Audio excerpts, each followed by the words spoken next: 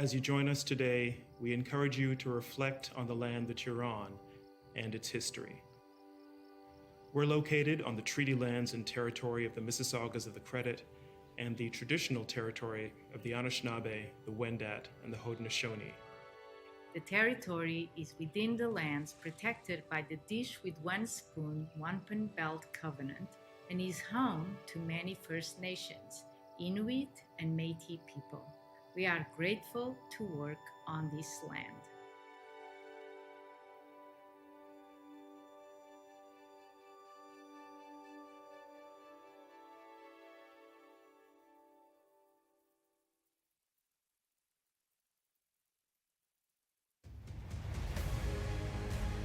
Thank you, Toronto International Film Festival. This is an amazing award. Here I am living my dream. To be a part of this extraordinary privilege. By the hard work you guys put in this year. In spite of all these challenges. From a place that I love so much. To give us a chance to take a break from all the craziness. As we all endeavour to return to a healthier reality. Which is a very beautiful, powerful feeling. From the bottom of my heart.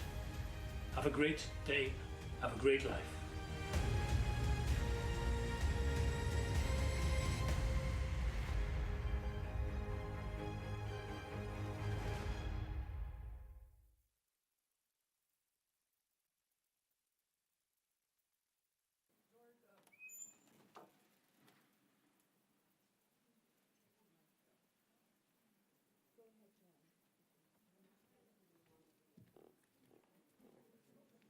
Good morning, everyone. My name is Joana, Vicente, Executive Director and Co-Head of TIFF.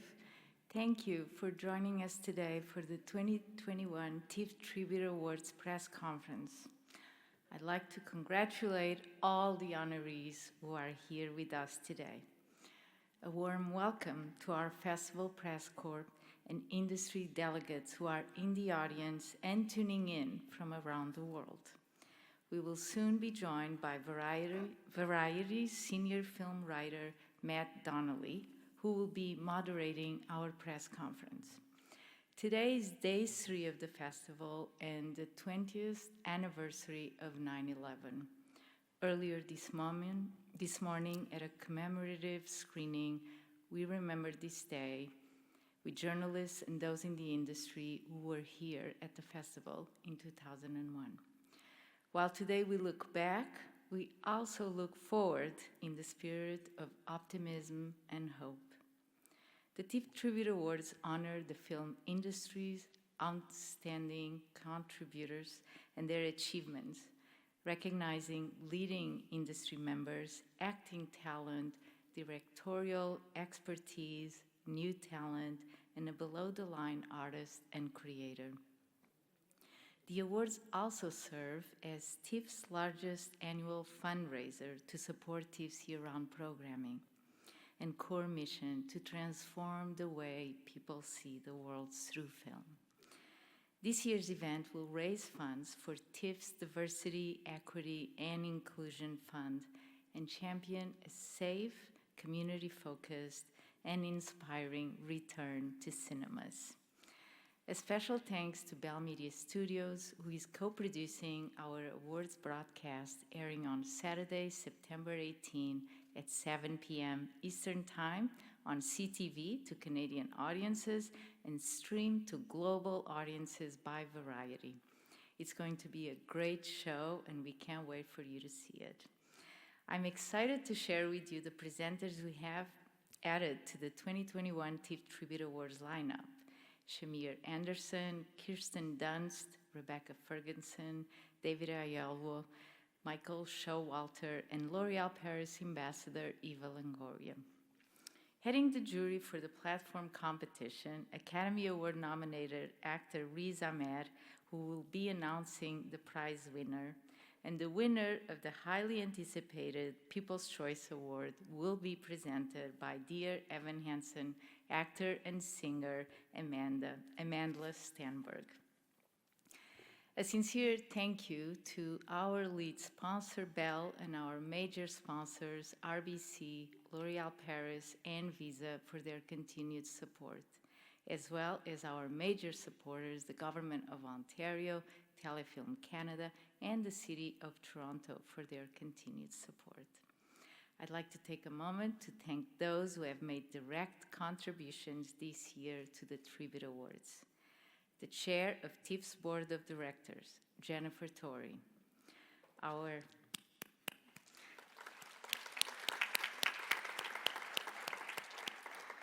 award sponsors and supporters, the Torrey family, Participant Media, L'Oréal Paris, MGM, and Variety. The TIFF Tribute industry leaders and donors, Honoree Media Group, Netflix Studios, and Ernst & Young LLP. Finally, our patrons and donors, without whom the 46th edition of the Toronto International Film Festival wouldn't have been possible. We are so grateful for your support in keeping TIFF strong. It's a truly special year, and we are so glad to have you be a part of it as the world unites through our shared love of film. Now, it gives me great pleasure to introduce you to our moderator for the press conference today, Matt Donnelly, senior film writer at Variety. So please join me in welcoming Matt.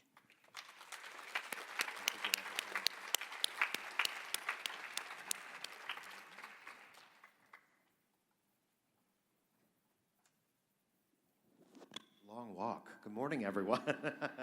Good morning and good afternoon and good evening to anyone joining us via streaming. We're so thrilled to be here. I'm Matt Donnelly, senior writer at Variety, and welcome to the TIFF Tribute Awards press conference. Thank you, Joana, for those warm remarks and letting Variety be a part of these prestigious proceedings. As you guys saw in that opening reel, so many of the TIFF Tribute Award winners have gone on to win the Oscar, and that includes people like Anthony Hopkins, Roger Deakins, Joaquin Phoenix, Chloe Zhao. So all of our honorees today are in amazing company. I'm happy to say that we're back, and mostly in person. I had Momofuku on Friday, so the world feels right again. So without further ado, let's bring out our honorees. I'm going to start with the TIFF Emerging Talent Award honoree, presented by L'Oréal Paris and supported by MGM, Danis Goulet.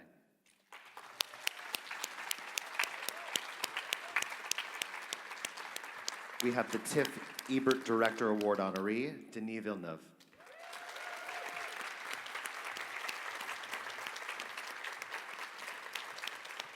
The TIFF Tribute Actor Award honoree, supported by the Torrey family, Jessica Chastain.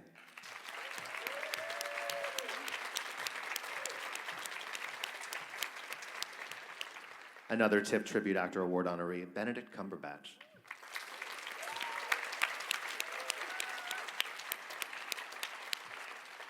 Our special Tribute Award honoree and global social media superstar, Dionne Warwick.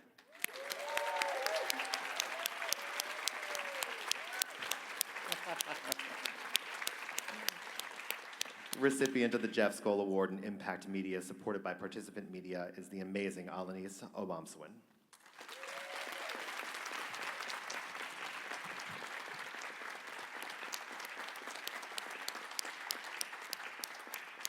And as a special treat, our great and powerful Oz, the recipient of the TIFF Variety Artisan Award, Ari Wegner, joining us via Zoom. Hi. Hi. Thank you so much, everyone, and congratulations. I just want to kick off by asking for everyone returning to TIFF, congratulations, and sort of what is your most indelible memory of the festival, and all for the first-timers? What is it like to be here, and especially in person? I'm gonna start, Danis? Oh gosh, there's so many memories. I'm originally from Saskatchewan, and I moved out to Toronto. Hey, yay! Shout out. I moved out to Toronto to pursue film, and TIFF was like this big, shiny. I remember one time my husband calling me from Toronto when I was still in Saskatchewan. He's like, I'm at TIFF. It's amazing. And to then come here and develop such a strong relationship to the festival, I've had so many memories. I remember as a young filmmaker stumbling into a film that I didn't know I was seeing, and it was a Ramin Bahrani's Chop Shop.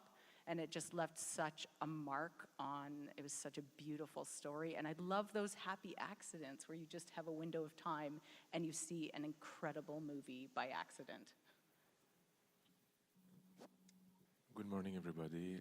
I will say, as you, I have a lot of beautiful memories because I came here a few times with most of my movies, I will say, and every time it has been a celebration, great, belle rencontre avec différentes personnes. I mean, it's like always like the most. I think for me, it's the most friendly atmosphere here. I feel home at TIFF. That's what I can say. I was here for the first time 10 years ago. Actually, it was the first year I really had movies come out in the movie theater. So it was the beginning of my career. I came to this festival with Take Shelter.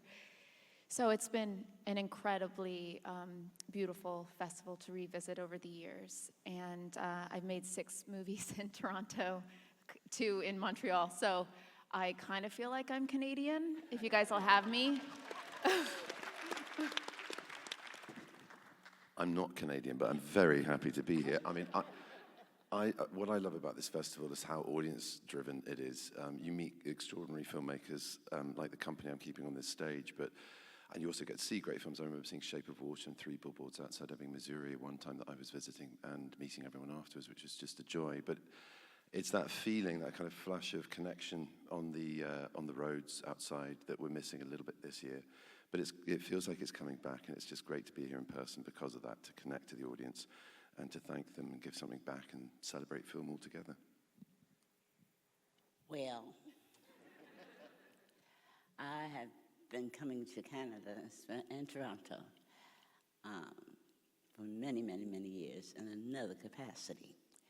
And I must say it's exceptionally exciting and thrilling to be a part of something that you kind of dream about, and to know that I'm being honored by my film being shown, and I hope you all enjoy it. I know you will. So, thank you so very much.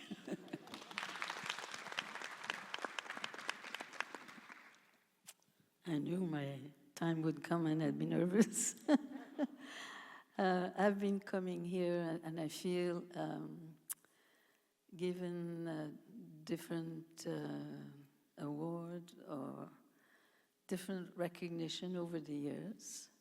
When TIFF had another name, because I'm an old lady, I think it was called Festival of Festivals. And that's the first time I went to a festival at that time, and this was in 1984.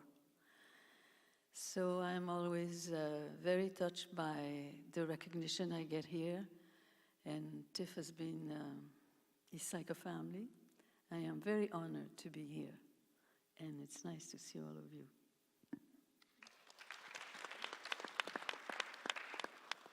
Ari?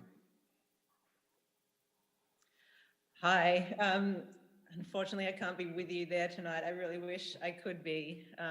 Every time I come to TIFF, I'm just struck, I think, by the inclusivity of the festival. It's a festival where critics and the public are so kind of equally involved. And obviously, we all love to hear what critics think of our films, but there's something really incredible about sitting in a room with an audience, feeling the energy in the room that's so priceless, incredibly thrilling and beautiful. And TIFF is also a place where filmmakers get to meet, because for the most part, filmmaking can be quite an isolated sport. We don't cross paths, especially even more so now, but in general, filmmakers, it's the festivals where we get to meet each other, share our stories, all the things that we love to do. I've met so many amazing people at TIFF that are friends to this day, so I really wish I could be with you there tonight.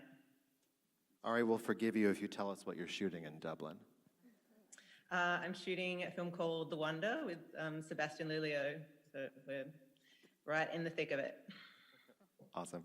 Danis, I'd love to start with you, if I could. Night Raiders, your feature directorial debut, premiered here last night, and which is congratulations and amazing. But you were sort of long involved with the festival before as a lab participant, former programmer, and you're currently an advisor on the Indigenous committee. So how has sort of your work with the festival led you to that big moment last night? Yeah, I mean, last night was huge. It was really emotional. I was here with my family, and actually we screened here. But to get this kind of support for TIFF, it really feels like, you know, I came from somewhere else and set up shop here, and Toronto became my home, and then coming to TIFF was like a homecoming last night, and I feel like all of the things that I learned from TIFF, even as a programmer, and the opportunity to see incredible cinema from around the world just informs your process in such a brilliant way. And so I'm so grateful to everything that TIFF has given me over the years. Have you had any sleep? A little. Denis, congratulations. I mean, the film has just played so beautifully across several festivals for the past couple of weeks, and I think the sort of resounding note on the project is that it's just so grand and rich and an exclusively sort of theatrical experience. You're playing twice here in TIFF in theaters, and I just am curious about your state of mind or optimism about preserving the theatrical experience as we continue to sort of struggle with the pandemic. Yeah, it's definitely difficult times for theaters, of course, but I'm deeply, profoundly, totally convinced about the future of cinema is on the big screen, because it's part of the language, because frankly, I think we need it as human beings to have a communal experience, and I think that, and the theater owners and the filmmakers, we have a responsibility to make sure that we bring the best cinema and the best theatrical experience to the screen. I mean, it's like I think that we need to. I don't want to go into details, but you want to talk about it? Please do. Day and date, let's go. No, but we'll need to improve the systems, and I think that, frankly, if your theater is using a 1979 sound system and it smells piss, it will be difficult to bring people in the theater. I mean, we need the future of cinema is Dolby, it's Atmos, it's like it has to embrace scope. And the challenge for me is not about blockbusters, because I think that it's obvious from an economical point of view that the only model that makes sense is the theatrical experience. But beside economics, it's about art, most importantly. And here comes art house movies that before the pandemic were already struggling to get access to and that for me is the art of the problem. Accessibility to the big screen too for everybody, any kind of movies. And I think that the solution definitely is education. And and I think that TIFF is doing a beautiful job about that, but I think that in the future it's a responsibility that I have no answer, but I think that there's something about education and how to teach a little bit more about what it means, this very important part of the language, which is the communal big screen experience. Voila. And just quick follow-up, how has your experience been watching the film with audiences? How has it been watching Dune with the festival audiences you've sat through with? I deeply apologize. I thought the question was for someone else, and I didn't hear what is the question. Oh, sure. What was the experience like sitting through screenings with audiences for Dune? Wow. As you just mentioned, I mean, to watch the movie with sometimes half the full or in other countries totally full, it's like when it's safe, when everybody, but it's like it's frankly, the people will sit in the theater tonight watching the movie in IMAX. I'm looking forward to see the reaction, because I think that it's a movie that we really made, designed, shot for IMAX, and I saw the movie, of course, on multiple formats, but the full experience, cinematic experience, can only be received on a big screen. Yeah, sorry, I'm very long right now, but it's a big subject. Jessica, you mentioned sort of earlier that 10 years ago was kind of an amazing moment for you. And in the Variety newsroom, when any actor has more than 3 projects a year, we call it their Jessica Chastain year. You released Take Shelter, Tree of Life, The Help. It was kind of an amazing moment for you. And I'm sort of, how do you look back on it now? You were sort of everywhere all at once, and now it's 10 years later. It's wonderful to look back at it now, because at the time I felt a lot of anxiety because I was getting so much attention so soon. Even though I had been working really hard, everything came out at once, and it felt like immediately my life changed. There was no slow, gradual entry for me. But how wonderful to be back now at the festival with a film that I produced and developed for a decade. And so I've had the opportunity to grow my career into all aspects of this industry, and not just being, at the time, you know, it was like the it girl, which every time someone said that, I was like, oh no, because you have such a short life, you know, that means that's like your death sentence as an actress. So to be back right now with the film that I've really, you know, it's been a huge passion project for me, and to see the festival in this way is very exciting. And just a quick follow-up for you, Jessica. I think right now, especially in content, we're doing a lot of re-examining of pop figures that might have been treated with really antiquated lenses, you know, from Monica Lewinsky to Britney Spears and Paris Hilton. So someone like Tammy Faye Baker, obviously who you play so beautifully, what would you say is the biggest misconception about her? Well, there's two huge misconceptions about her. She was never tried or convicted of any crime. Her husband was, but she wasn't. And in society, throughout history, hundreds of years, women, for some reason, have been guilty of their husband's crimes, you know, and so she was labeled with that. And also, a big problem is so many people were interested in how she presented herself in the world, judging her makeup. Her mascara was such this huge thing about her, and not really actually what she was doing, which was in a time when all, you know, evangelicals were these white Christian men. She was going on TV and saying, we need to wrap our arms around AIDS patients, and you know, we as mommies and daddies need to love our children even when they come out to us as gay. Like, she really rocked that world, and we never gave her the credit for doing that. Benedict, you're having a bit of a Jessica Chastain year. I'm your it girl.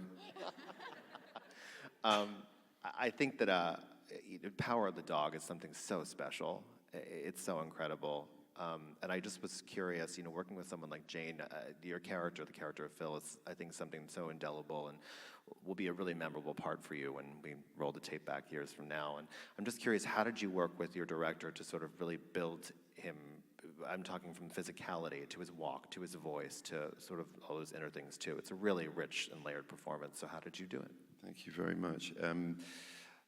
She was wonderful. She gave me a lot of freedom, but also a lot of runway, so I could kind of just bathe in his psyche and try to get to the root through the book, but also just through physically manifesting what a man who lives in that world and controls that world would feel like in my body. And I went to boot camp in Montana.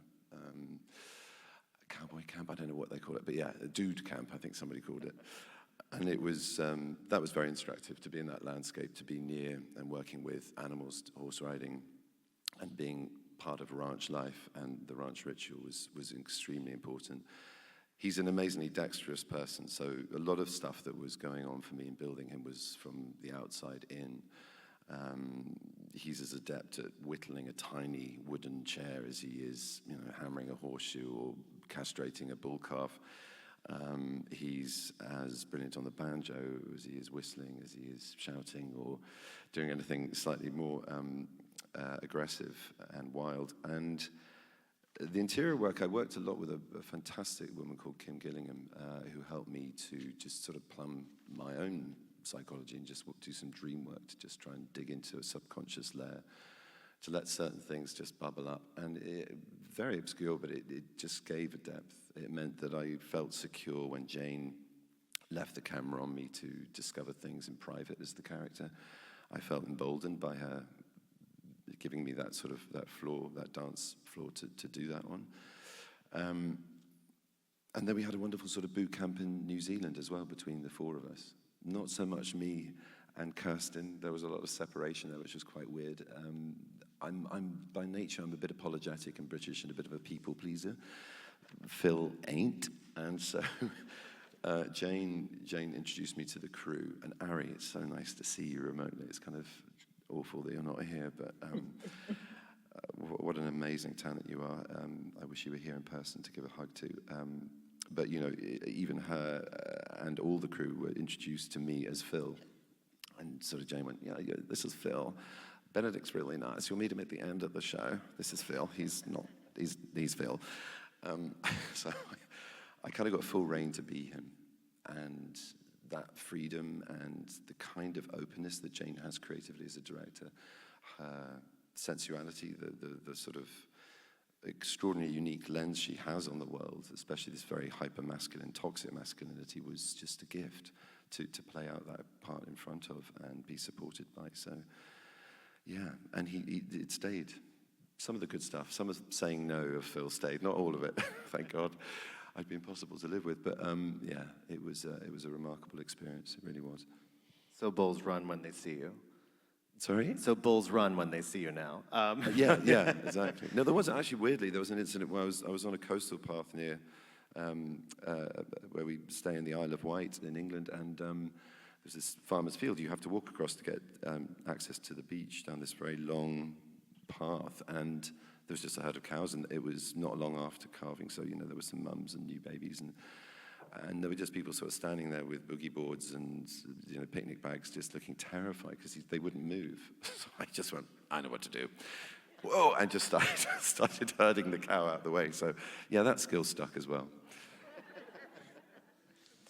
Ms. Warwick, it is just such a pleasure to have you here and to be in your orbit. I'm curious when a documentary like this is made about such a remarkable life like yours, and if I can just rattle off a few bona fides. 6-time Grammy winner, first African-American solo female artist to receive a Grammy in the pop category, first crossover artist to have a dozen consecutive top 100 hits between 63 and 66, and a Twitter superstar. I mean, I feel so lazy sitting up here next to you. But when you watch, I'm curious that maybe the first time you saw the film, I mean, I can't imagine how overwhelming it is. Did anything sort of hit you differently about your sort of lived experience? Did, struggles seem like triumphs seem like struggles? Well, it was quite interesting. I watched it for the first time full out, actually in the theater at the Apollo Theater in New York. And looking at my growth from the beginning to what is now called present time, it was very interesting. A lot of things I forgot. That all of a sudden I said, oh yeah, I remember that. And I must say I enjoyed it. I really did, getting to know me. I'm a pretty good girl, And it was nice. I was in the theater by myself, so I had the opportunity to not hear comments or anything of that nature, just to kind of sit back and really envelop it. And it was a joy to see and watch, and I'm thrilled that my business partner, who directed it, Dave Woolley, had the insight to say, you go in there by yourself, and you hang out with yourself and see yourself. So I had a good time with Dionne. She ain't too bad.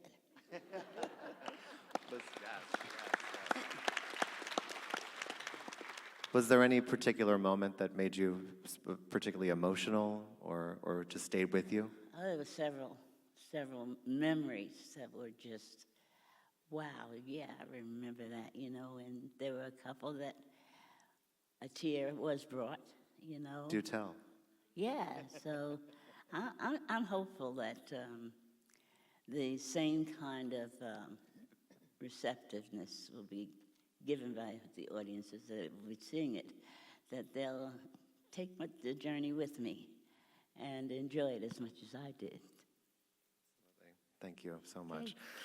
Alanis, I mean, 52 years of your incredible career is being celebrated here. I was going to say, you don't have to use a moose collar Oh, to say how old I am. Your remarkable body of work is being celebrated here at the festival and in several other platforms later on this year, largely and beautifully in the First Nation space and telling so many incredible stories. I'm just curious, similarly to Dionne, how do you feel looking back on all of this? I didn't hear well. Oh, that's fine. What was it like looking back on your career with this huge tribute? You know, what emotions does it bring up? What memories? Well, I can only be very thankful that I have lived this long, because for many generations, as everybody knows, it was very difficult for our people, for all of us.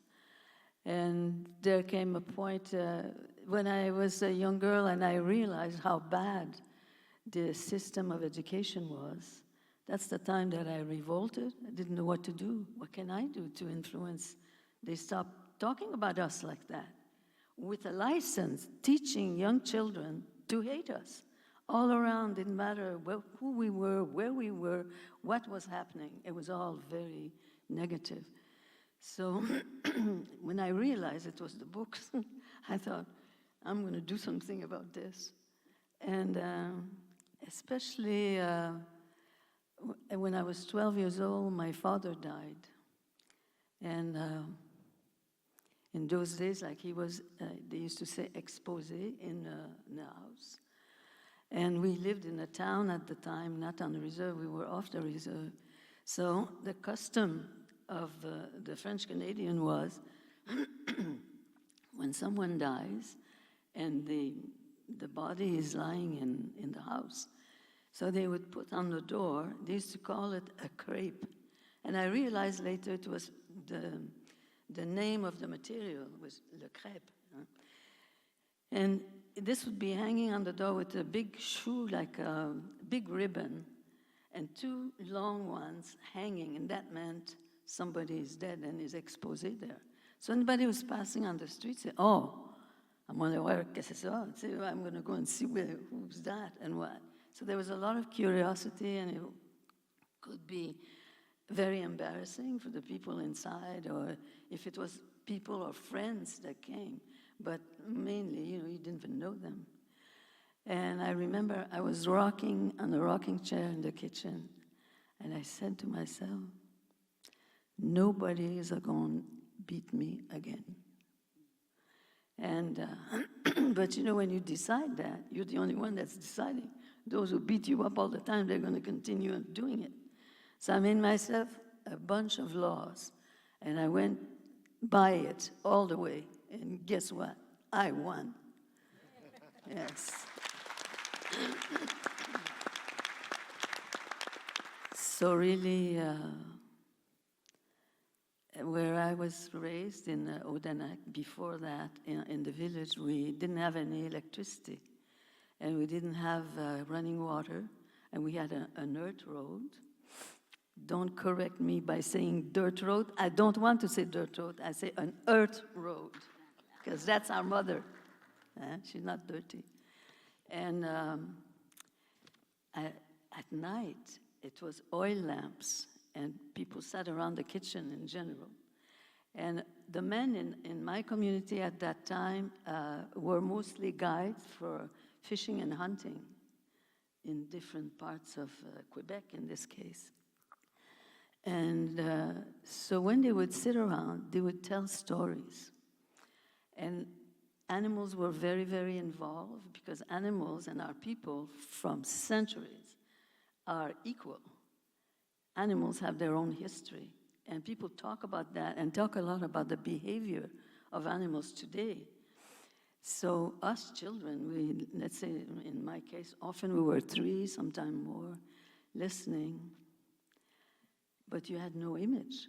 So each one of us made up our own image in our minds. So if you had 3, 4 children listening, you had 4 stories right there because they're different. And it's from there that when I, much later on, started to making documentary, to this day, I still do solid sound interviews without cameras. First, for me to hear, I'm really listening. For me, it's sacred to listen.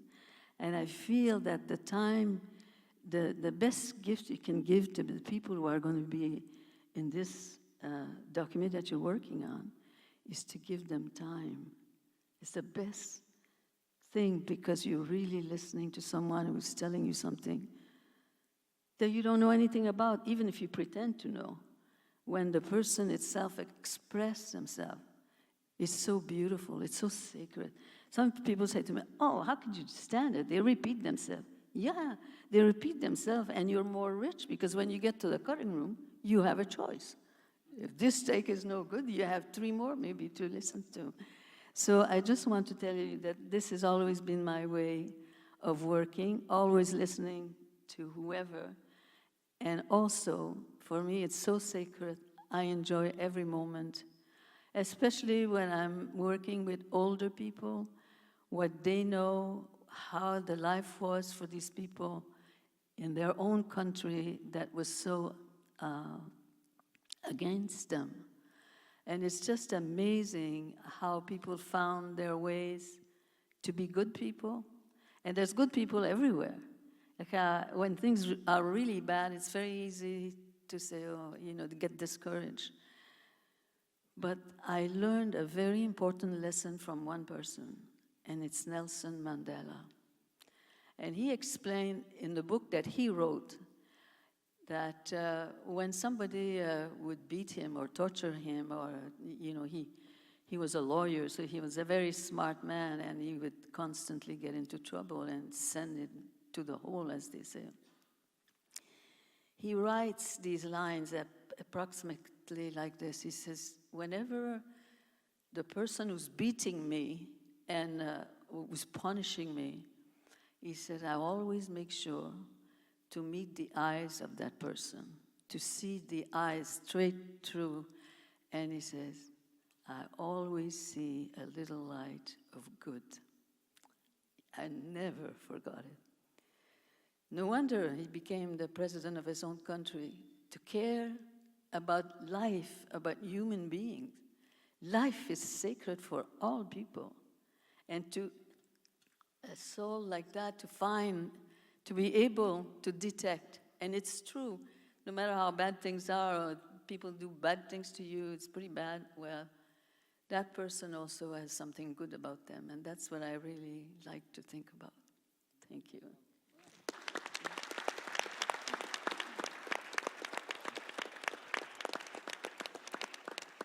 Thank you. Ari, up there. Power of the Dog has such an incredible visual language. You know, it's sensual, it's menacing, and I'm just curious, how did you and Jane work together to develop that? And where did you draw inspiration from? Yeah, great question. I'm glad you love how it looks. Yeah, working with Jane was obviously a great privilege and joy, and we, one thing when she first contacted me about making a film together, something she really wanted was a really long pre-production. So we worked together for almost a year before we shot, and we started from the big picture and went all the way down to the micro details. We spent about a month kind of one-on-one together in a tiny little kind of cabin in New Zealand, planning the shots and planning basically the visual style. I think for both of us, the visual style really, it's the culmination of, the visual style of a film is the combination of the visual style of scenes. So kind of starting with the script, breaking down for us what's important, what we have in common, Jane and I think, is how to tell information and also emotion. So making sure that for every moment of the script, every creative decision was really rooted in what's the information, what's the emotion. Yeah, in terms of our inspiration, a lot of it really came from the photography and photography of the time. There's such an amazing wealth of beautiful photographs of that time, and for us, looking at those was probably more influential than any other kind of films or anything else really. So finding an amazing photograph from the time and thinking, how can we do this justice? How can we see a character in a photo from the 1920s in that time and get that intensity, get that kind of authenticity on the screen? But yeah, really the visual style came from just hours and hours and hours of talking about what we wanted the experience to be for the audience, I guess. For me, that's super important. Kind of projecting yourself forward into the future to someone watching this film who doesn't know what you know as a filmmaker. They haven't read the script. They don't know. You kind of almost have to forget everything you know and put yourself in the place of someone who's 25 minutes into a film or 45 minutes into a film, and what's their experience going to be. So yeah, it's quite kind of, it's a film that has quite a strong architecture, I guess, and it required a lot of planning to get that information and emotion across in the way we wanted. And then, you know, obviously working with amazing actors like you, Benedict. So lovely to see you. I really strangely don't feel like I know Benedict at all, but I know Phil Burbank quite well. We've spent a lot of hours together, but in terms of the hours I've spent with Benedict, I don't know, there hasn't been many. It'll be lovely to meet you, actually. But yeah, then we also had some really great times where we kind of, I guess, let go of some of our planning and just went with a lot more of an instinctual kind of camera work to get this other side of Phil Burbank on the screen, which is a private side of him, a side of him that he doesn't want people to see, and those also a really special part of the film too. What's amazing about Jane is she builds his trust with everyone on set, so people feel just the confidence to be vulnerable, to try things, and I think you can see that in those kind of sequences in the film that break away from the rigid filmmaking and really let go in the way Phil does. So, yeah. Thank you. The film is beautiful. Before we wrap up, just very quickly, I wanted to see if we could just go around. I know that people have been working through quarantine, but spending so much time alone. Was there a great movie you discovered or rediscovered while we were all in isolation? Go ahead, Jessica. I watched Moonstruck like 4 times. That movie is so good, and Cher is amazing in this film, and you know, it's a great film, and it always just makes you smile. So it was on my repeat. Anybody else? The question was a movie. Any movie you rediscovered or discovered during quarantine? Sorry. I will say that because we talk a lot about my love for the big screen, but I also deeply love streaming. That's the truth. I use it. It saved my life during the pandemic. I strongly recommend Criterion and Mubi, because that is a nice complement to Netflix. Or it's just that to have the chance to dive into cinema history and revisit great classics. It's like absolutely beautiful. Streaming is very powerful for memory and to revisit movies. So yeah, that's what I was saying. I just want to echo that. I can't think of a single movie, but wow, to be back in the cinema with people last night was such a gift. It was so beautiful. And I'm from a very small town on a lake in northern Saskatchewan, surrounded by 3 reserves, that had a theater when I was growing up, and this town had no business having a theater. It was called the Aurora Theater, and it smelled like fried chicken because it was next to the Chicken Delight. And the projector would break down and everyone would stomp their feet until it got going again. And I remember sitting in my circle in kindergarten class, and my teacher said, "Who saw the movie last night?" And it was the premiere of E.T. And it's just like, I don't know if I would have experienced that magic any other way. And now those theaters are disappearing, and it was such an incredible experience to have as a kid in northern Saskatchewan. One of my most formative cinematic experiences as a kid was the outdoor cinema, and to see that coming back is a great thing. I used to go on holiday in Greece, and I just remember these sort of fold-up chairs and the subtitles and the echoey, terrible sound system, but just being absolutely enthralled. I saw On Golden Pond, I saw every Harrison Ford film I could see, and other things I probably was too young to see, but they don't really have the same censorship at the gate that everyone else in Europe seems to have. And yeah, on lockdown, I rediscovered Rear View. I watched that. I watched a lot of Hitchcock, actually. And I absolutely loved Jojo Rabbit. That was the film of that era that came out that I was like, okay, that's a really interesting view on a world gone terrifyingly wrong, but there's this seed of hope to see good and see the possibility of good, like you were alluding to. Yeah, it was a sort of satire on a horrible time, but it made you feel hopeful as well. Well, since this pandemic, I've been confined to my house for the past 2 years. And during that period of time, I kind of discovered Netflix. Yeah, I did. And on Netflix, I found 2 complete series that I absolutely binged upon. One happened to be with this young man, Sherlock Holmes. Yeah. That makes me so he kept happy. me up very, very late at night, very late. I mean, I started watching Sherlock Holmes around 6 in the evening, and around 6 the next morning, I was getting ready to go to bed. And the other one that I binged on was called Lucifer.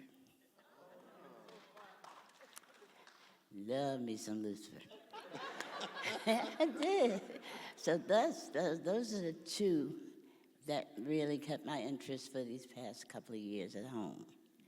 And if you haven't seen either of them, do yourselves a favor. Trust me.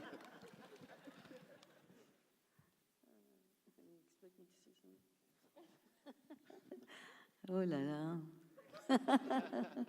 I'll tell you something really funny. It's ridicule. When I was a young girl, I went to school in a town, not in my, I say village, and the old people, 2 people have told me lately in the last few years, one in Norway House, which is in Manitoba, and one of my old aunt in Odanak.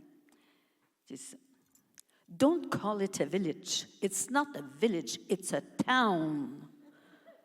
And you know, Odanak, we always say we're going to the village. My aunt said, no, Odanak does not mean village, it means town. So now when I go home, I say, I'm going to Odanak town.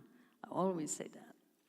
But I wish to tell you that it's a wonder how come I make films, because when I was a small person at school, I heard other children in French saying, on est allé au vu. We went to movies, but for me, I thought it was a country. And, but they didn't explain to me what movie is. I could speak French, but I was not,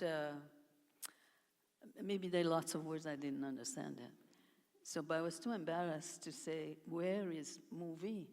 So when I went back to Odanak, I'm telling this old man, cousin of my mother, his name was Theo, and Theo knew his language very well, knew all the history and lots of stories. He's the one that taught me so many songs and so many stories. It's just so precious, so sacred, really. So I said to Theo, did you ever go to movie? And of course I thought it was a place, and he doesn't answer me. So, and I said, all the children where I go, they go to this city, movie, or town. Still didn't say anything. So then we have a place we call the Commune in Odanak, and it's by the river, the San Francisco River. And it's very beautiful there. That's where I spent my young life. And there were animals there, the cows, the horses. People would leave them for the day and then go get them and bring them to the stable in the afternoon.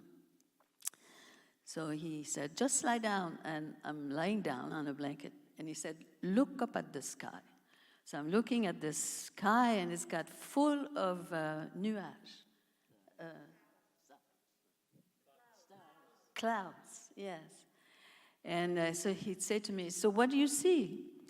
So I'm looking at the clouds. I'd never looked at the cloud this way before, so I guess I was seeing things that was not there, or I don't know, I said, oh, I see this old woman, and she's putting a rouge on her cheeks.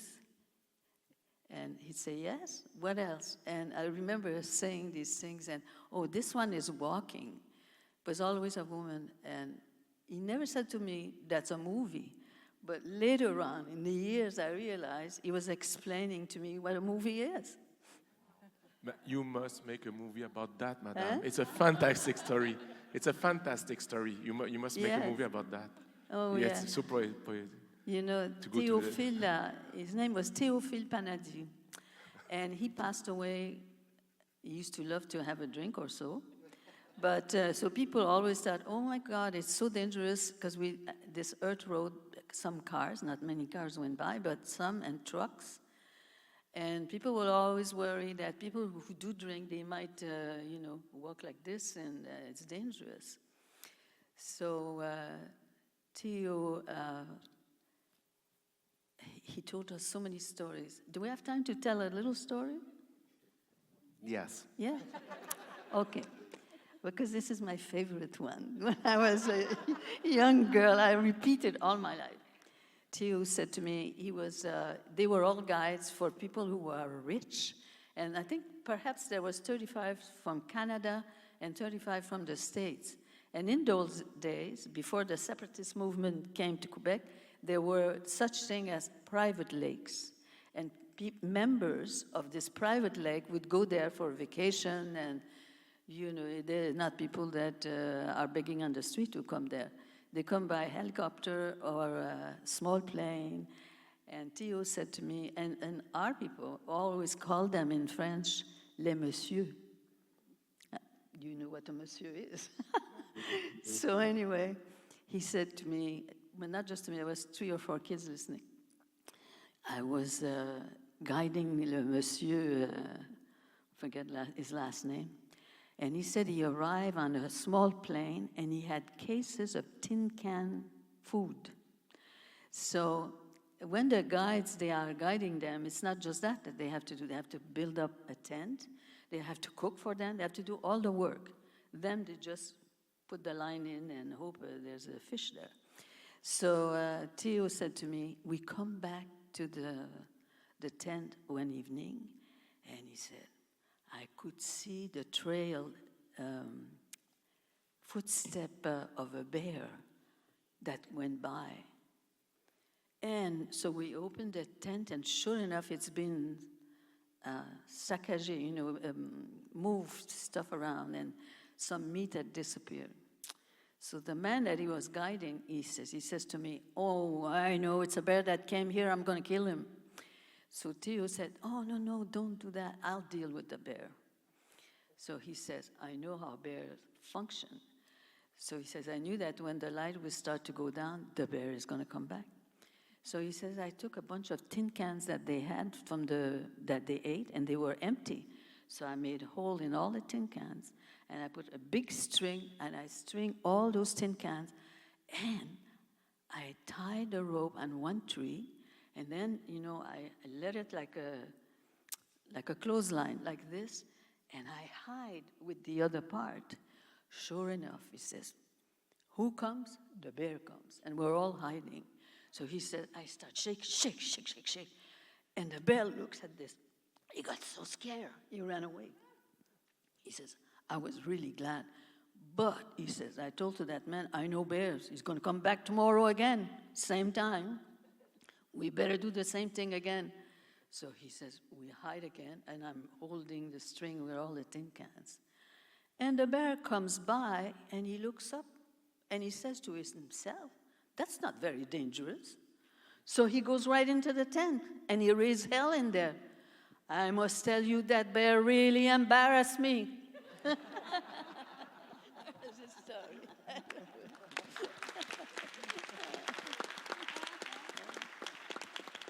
That's amazing. I can't thank you all enough for your time, and please just give it up for the TIFF Tribute Award winners of 2021.